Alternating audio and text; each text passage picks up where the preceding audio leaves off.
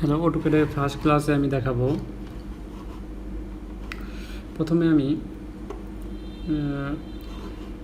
যে কাজটি দেখাবো সেটা হচ্ছে, এখানে দেখেন একটি মেনু বার আছে। আমি যদি এখানে দুইটি মেনু বার আনতে চাই তখন আমি এই বারে ক্লিক করব। করলে যদি আমি এখান থেকে শো মেনু বারে যাই তখন দেখবেন এখানে আরেকটি মেনু বার চলে আসছে। এবং যদি এই পাশে আর ক্লিক করে যদি আমি ওয়ার্ক স্পেস এটা উঠাই দিই তখন দেখবেন এখানে এটা ওয়ার্ক স্পেসটা নাই। আর ওয়ার্ক স্পেস কী বা এগুলো বিষয় নিয়ে আমি পরের ক্লাসে আলোচনা করব। এখন ফার্স্ট আমরা একটা ড্রয়িং শুরু করার জন্য প্রথমে যে কাজটি করতে হয় তা হচ্ছে, প্রথমে ইউনিটটা সেট করতে হয় আমাদের, যে আমরা কোন ফরম্যাটে ড্রয়িং করব। তার জন্য ফরম্যাট থেকে ইউনিটে যাব। যাওয়ার পর আমি এখান থেকে দেখেন আর্কিটেকচারাল, ডেসিমেল, ইঞ্জিনিয়ারিং কয়েকগুলো অপশন রয়েছে। এখানে আমরা ইঞ্জিনিয়ারিংটা চয়েস করব। যদি আমরা সিভিলের অথবা আর্কিটেকচারাল ড্রয়িং করি তার জন্য ইঞ্জিনিয়ারিং দিব। কারণ হচ্ছে আমরা ইঞ্জিনিয়ারিং দিলে আমরা ফিট অথবা ইঞ্চিতে কাজ করব। আর যদি কোনো ড্রয়িং মিলিমিটার অথবা সেন্টিমিটারে থাকে তাহলে ডেসিমেল দিয়ে কাজ করব। তাহলে আমরা এখান থেকে ইঞ্জিনিয়ারিং ক্লিক করলাম। তারপর দশমিকের পরে দুইটা সংখ্যা চয়েস করব। এখান থেকে ইঞ্চি আসছে, এটা দিয়ে ওকে বাটনে ক্লিক করব। এখন যে কাজটি আমাদের করতে হবে, আমাদের প্রথম একটি যে ড্রয়িংটি হচ্ছে লাইন টুলস। আমরা এই লাইন টুলসটি প্রথমে দেখব, এই লাইন টুলস দিয়ে কীভাবে কাজ করতে হয়। তার জন্য আমি লাইন টুলটি অ্যাক্টিভ করলাম। যদি আমি এখানে লাইনে ক্লিক করার পর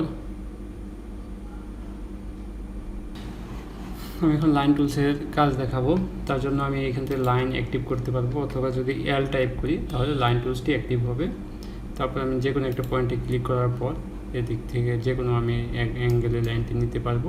এখন দেখেন লাইনটি এরকম বাঁকা যাচ্ছে। আমি যদি চাই ইচ্ছা করি লাইনটিকে স্ট্রেট নেওয়ার জন্য, মানে সোজা নেওয়ার জন্য, আমি কিবোর্ড থেকে F8 ক্লিক করব, তাহলে লাইনটি সোজা হবে। অথবা আবার F8 ক্লিক করলে লাইনটি বাঁকা যাবে। আমি যদি F8 ছাড়া নিচ থেকে এখানে দেখেন দেওয়া আছে অর্থ মোড, আমি এটি ক্লিক করব, তাহলে লাইনটি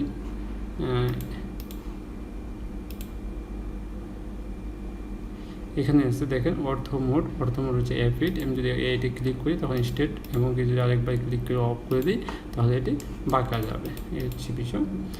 এখন আমি এটিকে যদি রিমুভ করতে চাই তখন এটিকে সিলেক্ট অবস্থা সিলেক্ট করে এরকম ডিলিট চাপলে এটি ডিলিট হয়ে যাবে। এখন আমি একটু লাইনের টুলসটি অ্যাক্টিভ করলাম। যে কোনো একটি পয়েন্টে ক্লিক করার পর আমি অর্থ মোড অন রেখে আমি এদিকে দেব 15 ফিট। তারপরে এন্টার টাইপ 15 দিয়ে ফিট দিব। তারপর আমি যদি এটা নিচের দিকে নিয়ে আসি তখন দিব 20 ফিট। তারপরে এন্টার। এদিক থেকে যদি আমি এটাকে 15 ফিট ক্লিক করি তাহলে 15 ফিট, এবং উপর দিকে মাউসটি রেখে 20 ফিট দিয়ে টাইপ করলে এটি 20 ফিট হয়ে যাবে। এখন আমি যে কাজটি করব এটি হচ্ছে লাইন টুলসের কাজ দেখালাম। এখন আরেকটি টুলসকে দেখাবো, সেটা হচ্ছে অফসেট। অফসেট হচ্ছে একটি লাইন থেকে আরেকটি লাইন কপি করার মতো একটি টুলস অফসেট, কিন্তু এটি একটি নির্দিষ্ট দূরত্বে হবে। তার জন্য আমি অফসেটে ক্লিক করব, অথবা কিবোর্ড থেকে ও টাইপ করব ফর অফসেট শর্টকাট কমান্ড। তারপর যদি আমি এটিকে 5 ফিট দিয়ে টাইপ করে এন্টার দিই তাহলে এই লাইনটিকে যদি আমি এদিকে নিয়ে যাই এটি 5 ফিট দূরে আবার কপি হবে। এটি হচ্ছে মূলত অফসেটের কাজ। যদি এখানে একটা সার্কেল ক্রিয়েট করি, এটি অফসেট করব। অফসেটে নেওয়ার পর আমি 2 ফিট দিলাম। তারপর যদি আমি এটি ক্লিক করার পর নিচে নিয়ে আসি এটি 2 ফিট পর অফসেট হবে। এটি হচ্ছে অফসেট টুলসের কাজ। তো আমি এগুলো ডিলিট করে দেবো। তারপর আমি অফসেটের জন্য অফসেটে যাব, যাওয়ার পর 5 দিয়ে এন্টার, মানে 5 ইঞ্চি। তারপর আমি এটা সিলেক্ট করে দিয়ে নিচের দিকে নিয়ে আসি, তাহলে এটা অফসেটে হয়ে গেল। এখন আমি চাচ্ছি এখানে একটি ডোর ক্রিয়েট করব। তার জন্য আবার অফসেটে যাব, যাওয়ার পর আমি 3 ফিট দিব, তাহলে এখানে একটি ডোর ক্রিয়েট হবে। সিলেক্ট করব, সিলেক্ট করার পর আমি যদি এটা লেফট সাইডে নিয়ে আসি তখন একটি গ্যাপ হয়ে গেল।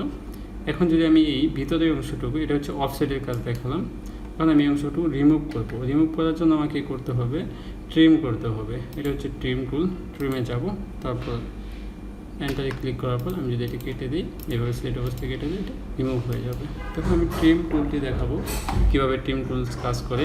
যেমন একটি লাইন, এটি একটি লাইন, এই লাইনগুলো এই লাইনটিকে যদি আমি ট্রিম করি তখন এটি ট্রিম হবে না। কেননা এটি একটি পূর্ণাঙ্গ লাইন। ট্রিম হবে ওই সময়ই যখন এখানে আরেকটি লাইন থাকবে মাঝামাঝিতে ক্রস অবস্থা,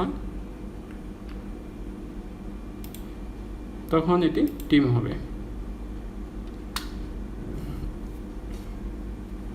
যেমন আমি যদি এখান থেকে ট্রিম করতে চাই, ট্রিম, তারপরে এন্টার দিব, ট্রিম দিয়ে এন্টার দিতে হবে, আর যদি তারপরে এটি কাটবে।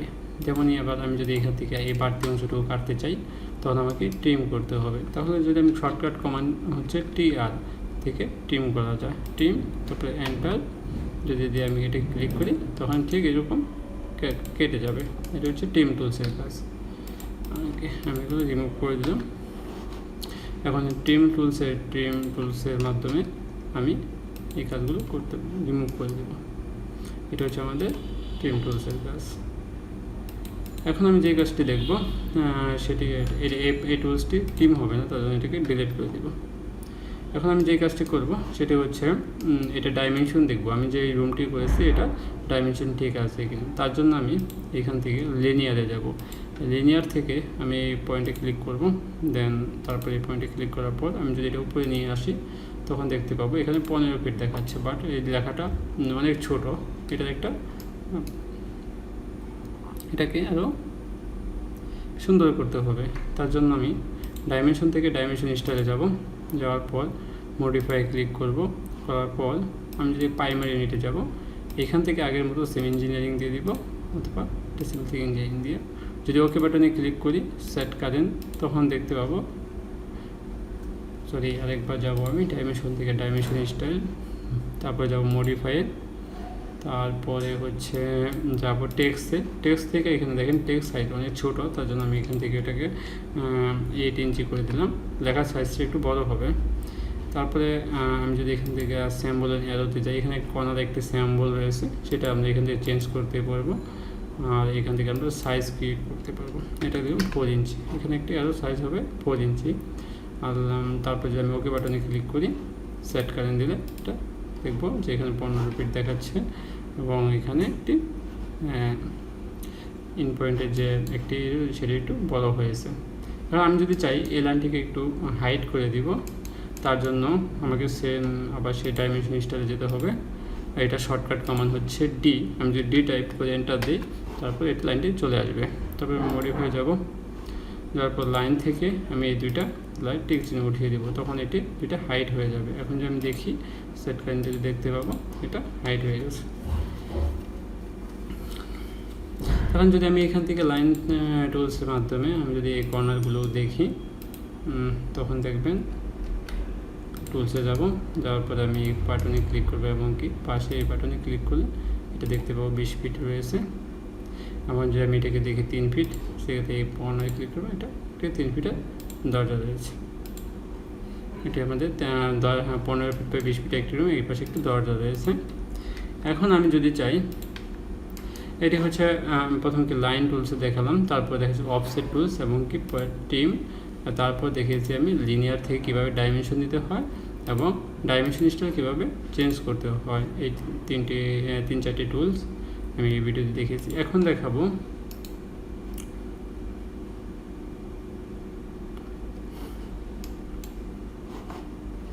পলি লাইন কীভাবে। এটা হচ্ছে পলি লাইন। লাইন এবং পলি লাইনের মধ্যে ডিফারেন্স কিছু পার্থক্য রয়েছে। এটা লাইন তো দেখলাম। এখন পলি লাইন হচ্ছে, আমি একটা পয়েন্টে ক্লিক করলাম, এটা যেদিকে যাবে এটা একটি লাইনের ভিতরে যাবে। যেমন এটা একটি অবজেক্ট রয়েছে, যদি আপনি লাইন থেকে করতাম বিষয়টি এরকম, তো এটা আলাদা অবজেক্ট থাকতো। আর যেটা পলি লাইন থেকে করেছি, যার কারণে এটি একটি অবজেক্টে রয়েছে। আমি অফসেটে ক্লিক করব, করার পর 5 দিয়ে যদি এন্টার টাইপ করি, তখন এটা 5 ইঞ্চি করে অফসেট হয়ে গেল। এটা যদি করি আলাদা হবে। এটা হচ্ছে একটি পলি লাইন এবং লাইনের মধ্যে একটি বেসিক পার্থক্য। আরও পার্থক্য রয়েছে, পলি লাইন থেকে আরও অনেক কিছু করা যায়। যেমন আমি পলি লাইনে যাবো, যার পরে যে কোনো একটি পয়েন্টে ক্লিক করলাম, করার পর আমি যদি লাইনটিকে একটু মোটা করতে চাই, তাহলে রাইট বাটন চেপে উইতে যাব। উইতে ক্লিক করার পর আমি চাচ্ছি লাইনটি একটু মোটা হবে, যেমন 3 ইঞ্চি, একটু 3 দিয়ে এন্টার দিব। তারপরে আবার লাইনের শেষ পয়েন্টও 3 ইঞ্চি এন্টার। তখন যদি আমি এটা যেভাবে লাইনটি করব, এটা 3 ইঞ্চি মোটা হবে।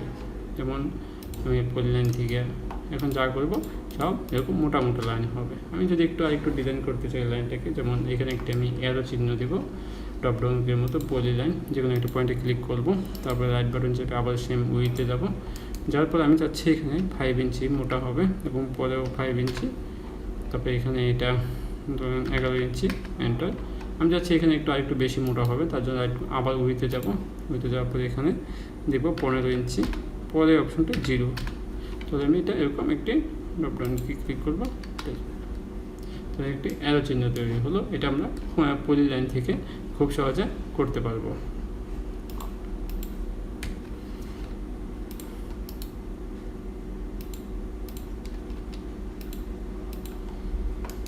এখন আমি দেখাবো এটা হচ্ছে পরে যে টুলসটি আছে, এখানে হচ্ছে সার্কেলে এখানে ড্রপ ডাউন কিতে ক্লিক করি, অনেকগুলো সার্কেল রয়েছে।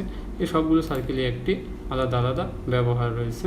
যেমন আমি এখানে একটা সার্কেল ক্রিয়েট করলাম, যে কোনো একটি সার্কেলে যে কোনো একটা সেন্টার পয়েন্ট থেকে আমি 3 ফিট টাইপ করবো, এটা 3 ফিটের একটি সার্কেল হলো। পরবর্তীতে আরেকটি রয়েছে ডাইমেনশন। আমি যদি এখান থেকে ক্লিক করি, এটা হচ্ছে ডাইমেনশন 5 ফিট, এন্টার। আমি যদি এখন দেখি, যেমন এখানে ড্রপ ডাউন কিতে দেখতে পারবো রেডিয়াস, এটা রেডিয়াস হচ্ছে 3 ফিট এবং এটা ডায়ামিটার আমরা দেখব 5 ফিট। এটা রেডিয়াসের জন্য আর সিম্বল দেওয়া রয়েছে এবং ডায়ামিটারের জন্য 5 দেওয়া হয়েছে। এখন এটা হচ্ছে দুইটা সার্কেল। এখন 2 পয়েন্ট সার্কেলটা আমরা কোথায় ব্যবহার করব? ধরি আমরা এখানে এমন একটি সার্কেল ক্রিয়েট করব যেটা দুইটা বাহু স্পর্শ করবে। যেমন আমি চাচ্ছি, এগুলো ডিলিট করে দিলাম, আমি এই দুইটা লাইনের ভিতরে এমন একটি সার্কেল ক্রিয়েট করব যেটা দুইটা বাহু স্পর্শ করবে। যেমন আমি যদি এই সার্কেল থেকে এটা করতে চাই, তখন এটা করা যাবে। দেখেন এই পাশে গ্যাপ রয়ে গেছে। তার জন্য এমন অবস্থায় আমাকে এই 2 পয়েন্ট সার্কেলটা ক্রিয়েট করতে হবে। 2 পয়েন্ট সার্কেলে যাব, যার পর আমি এই পয়েন্টে ক্লিক করার পর এই পয়েন্টে ক্লিক করব, তাহলে দেখব যে দুইটা আমার সঠিকভাবে হচ্ছে। তাহলে এরকম যদি কোনো পজিশনে আমি এই 2 পয়েন্ট সার্কেলটা ইউজ করব। 2 পয়েন্ট। এখন দেখাবো আমরা এখান থেকে 2 পয়েন্টের পর 3 পয়েন্ট সার্কেলটা আমরা কীভাবে ইউজ করব। এক্সাম্পল যদি আমি ধরি, এখানে একটি লাইন, এখন আমি চাচ্ছি যে এই 3টে লাইনের টপ বরাবর আরেকটি সার্কেল ক্রিয়েট করব। এক্সাম্পল এরকম, কিন্তু এই দুইটি লাইন স্পর্শ করেনি। এমন অবস্থায় যদি আমি কোনো সার্কেল ক্রিয়েট করতে চাই, সেক্ষেত্রে আমাকে 3 পয়েন্টে ইউজ করতে হবে। 3 পয়েন্ট সার্কেল ক্লিক করব, তারপর আমি এই পয়েন্টে ক্লিক করলাম। তারপর যদি আমি অর্থ মোড ক্লিক করি, তখন দেখতে পাবো এই পয়েন্টে ক্লিক করবো, আরেকটি পয়েন্ট এখানে ক্লিক করব। তাহলে আমাদের 3টি লাইনের মাথায় একটি বড় সার্কেল ক্রিয়েট করা হয়েছে। এটি হইতেছে 3 পয়েন্ট সার্কেল। আরেকটি রয়েছে 10 রেডিয়াস, এটি একটি খুব গুরুত্বপূর্ণ সার্কেল। আমি চাচ্ছি এইখানে এই দুইটা সার্কেলের মাঝামাঝি অবস্থায় একটি 18 বা 2 ফিটের একটি সার্কেল বসবে, যেটা দুইটা বাহু স্পর্শ করবে। এইভাবে কখনো সম্ভব না। তার জন্য আমাকে এখান থেকে 10 রেডিয়াস এই সার্কেলটি ক্রিয়েট করতে হবে। 10 যাব, আমি এই বাহু ক্লিক করবো এবং এই বাহু ক্লিক করার পর আমি যদি 2 ফিট দিয়ে দিই, তাহলে ভিতরে একটি সার্কেল ক্রিয়েট হবে যার রেডিয়াস হবে 2 ফিট। আমি যদি আরও এক্সাম্পল দেখাচ্ছি, যেমন একটি রেক্টেঙ্গেল ক্রিয়েট করলাম, এখানে আমি একটি রড বা কিছু একটা দেখাবো। তার জন্য আমাকে 10 রেডিয়াসে যাইতে হবে। এখানে ক্লিক করবো এবং এই পাশে ক্লিক করবো। করার পর যদি আমি এখান থেকে 12 ইঞ্চিতে একটা সার্কেল ক্রিয়েট হবে। আমি যদি এই কর্নারে দুইটা বাহু স্পর্শ করবো আরেকটা সার্কেল ক্রিয়েট করতে চাই, তাহলে আমাকে সেম এই কাজটি করতে হবে। এখানে এই বাহু ক্লিক করার পর 12 ইঞ্চি দিয়ে এন্টার দেবো। সেমভাবে এখানে যে 12 ইঞ্চিতে তাহলে আরেকটা সার্কেল ক্রিয়েট হবে। সেমভাবে 10 রেডিয়াস, এটা ক্লিক করবো, এটা পরে 12 ইঞ্চি দিলে আরেকটা সার্কেল ক্রিয়েট হবে। এভাবে আমরা সার্কেল ক্রিয়েট করতে পারবো। তারপর আরেকটা সার্কেল রয়েছে যেটা হচ্ছে 10 এটা এমন অবস্থায় এরকম একটা সার্কেল ক্রিয়েট করব, যেমন এরকম একটা 3টি বাহু রয়েছে, এর ভিতরে একটি সার্কেল ক্রিয়েট করতে হবে যেটা 3টি বাহু স্পর্শ করে। এটা কোনোভাবেই সম্ভব না ওই টুলস ছাড়া। যেমন যে 10 রেডিয়াসে ক্লিক করি, এই লাইনে ক্লিক করব, এই লাইন এবং আরেকটা লাইনে ক্লিক করব, তাহলে এরকম একটি সার্কেল ক্রিয়েট হয়ে যাবে। তাহলে আমরা দেখলাম এখানে